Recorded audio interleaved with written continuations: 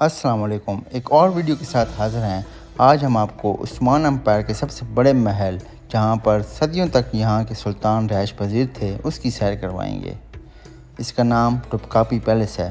19ویں صدی میں اس کا نام ٹوپکاپی پیلس رکھا گیا، اس سے پہلے اس کا نام نیو پیلس تھا۔ انٹر ہونے کے ساتھ ہی بائیں جانب سرائے بنا ہوا ہے، جو کہ ان کا مہمان خانہ تھا۔ یہاں پہ سلطان کے ڈریس میں آپ فوٹوگرافی بھی کر سکتے ہیں۔ یہ ایک قلعے کی مین انٹرس ہے۔ 1453 میں جب قسطنطنیہ کو فتح کیا گیا تھا تو 1460 میں یہاں کے سلطان محمد نے اس کو تعمیر کروایا۔ پھر 1460 سے 1856 تک یہ یہاں کے جتنے بھی سلطان رہے ہیں وہ اسی میں رہائش پذیر رہے ہیں اور یہیں سے اپنا سارا نظام چلاتے تھے۔ پھر 1856 میں یہاں کے سلطان ماجد نے ایک اور قلعہ، ایک اور محل تعمیر کروایا اور پھر وہ وہاں شفٹ ہو گئے۔ 1856 سے 1923 تک یہ خالی تھا۔ 1923 کے بعد پھر اس کو ایک میوزیم بنا دیا گیا۔ یہاں پہ اس کے ڈیفرنٹ سیکشن ہیں، ایک طرف باورچی خانے، ایک طرف مین محل اور اس طرف دیوان ہے۔ یہ ان کا دیوان ہے جہاں پہ یہ لوگ جرگے کرتے تھے، جہاں پہ یہ لوگ فیصلے کیا کرتے تھے۔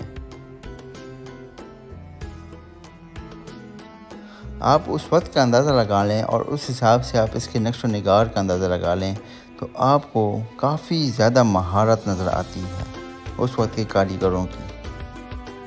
محل کے اندر ایک چھوٹا سا سیکشن بنایا گیا ہے جس میں تمام جو گھڑیاں ان کے زیر استعمال تھی، جتنے بھی یہاں پہ بادشاہ سلطان گزرے ہیں ان کے زیر استعمال جتنی بھی گھڑیاں تھیں ان کے ایک سیکشن بنایا گیا ہے اور بیش بہا قیمتی گھڑیاں یہاں پہ رکھی گئی ہیں۔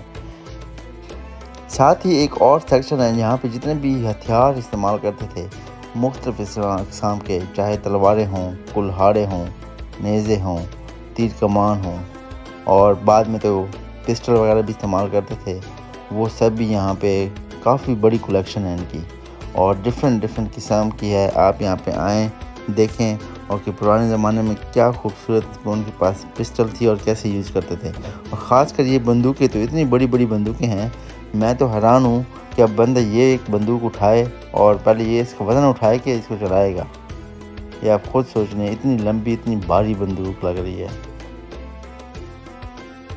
ایک چیز پہ کافی محنت کی ہوئی ہے، ایک تلوار پہ اتنی باریک بینی سے کام کیا گیا ہے اور ان کے اوپر کلمات وغیرہ لکھے ہوئے ہیں اور بہت ہی خوبصورت، اور ہر بادشاہ کی تلوار تقریباً ہر اس کے نام سے منسوب ہے۔ اور یہاں پہ آپ کو بالکل آرمر بھی مل جاتے ہیں جو لڑائی وغیرہ کے دوران یہ سارے استعمال کرتے تھے، سارے باڈی سوٹ وغیرہ اور مختلف قسم کی پسٹلز۔ بہت بڑی کلیکشن ہے اور بہت ہی خوبصورت۔ یہاں پہ نہ صرف ترکوں کی چیزیں پڑی ہوئی ہیں بلکہ اس وقت جو بازنطینی استعمال کرتے تھے، عیسائی وغیرہ، ان کی تلواریں بھی یہاں پہ پڑی ہوئی ہیں اور کافی لمبی اور بڑی تلواریں ہیں۔ اس کے بعد باری آئی مین محل کی۔ مین محل میں انٹر ہوتے ہی ہمیں دو دربان نظر آئے، بس کھڑے ہی ہیں، کچھ بول وغیرہ نہیں رہے تھے۔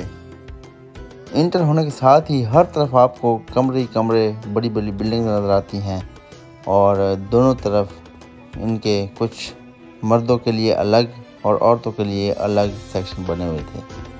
یہاں پہ ہر کمرہ سجا ہوا اور خوبصورت نقش و نگار سے آراستہ تھا۔ یہاں پہ ایک اور سیکشن میں جتنے بھی یہ عثمان کے دور میں جو ملبوسات استعمال کیے کرتے تھے ان کی بہت بڑی کلیکشن ہے۔ یہاں پہ جو یہ ان کے زیر استعمال تھے جو کپڑے وہ پریزرو کیے ہوئے ہیں۔ یہاں پہ بالا خاتون کا سوٹ بھی آپ کو دیکھنے کو مل جاتا ہے اور یہاں پہ جتنے بھی یہاں کے سلطان وغیرہ گزرے ہیں ان سب کے سوٹ بھی یہاں پہ آپ کو دیکھنے کو مل جاتے ہیں۔ یہاں پہ نیچے ایک تہہ خانہ بھی بنایا گیا ہے جو کہ اکثر اس قسم کے محلوں میں ہوتا ہے۔ اپنی منفرد سٹائل کی عمارتوں کی وجہ سے یہ محل بہت ہی خوبصورت ہے اور آپ اس کو اندر سے دیکھیں تو یہ لگتا ہی نہیں ہے کہ یہ صدیوں پرانا ہے، ایسے لگتا ہے جیسے کسی نے ابھی تعمیر کروایا ہو۔ اس کے نقش و نگار، اس کی چیزیں بالکل پرانی نہیں لگتی۔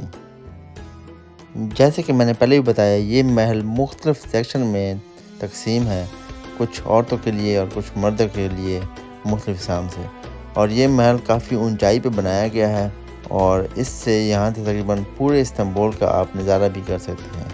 اپنی خوبصورتی کے ساتھ ساتھ اس محل کی جو سب سے اچھی چیز مجھے لگی وہ حضور صلی اللہ علیہ وسلم اور ان کے صحابہ کے زیر استعمال جو مقدس چیزیں تھیں وہ بھی یہاں پہ پڑی ہوئی ہیں. وہ میں آپ کو ایک الگ سی اگلی ویڈیو میں دکھاؤں گا. تو آپ سے ملتے ہیں اپنی اگلی ویڈیو میں. دعاؤں میں یاد رکھیے گا. تب تک کے لیے اللہ حافظ.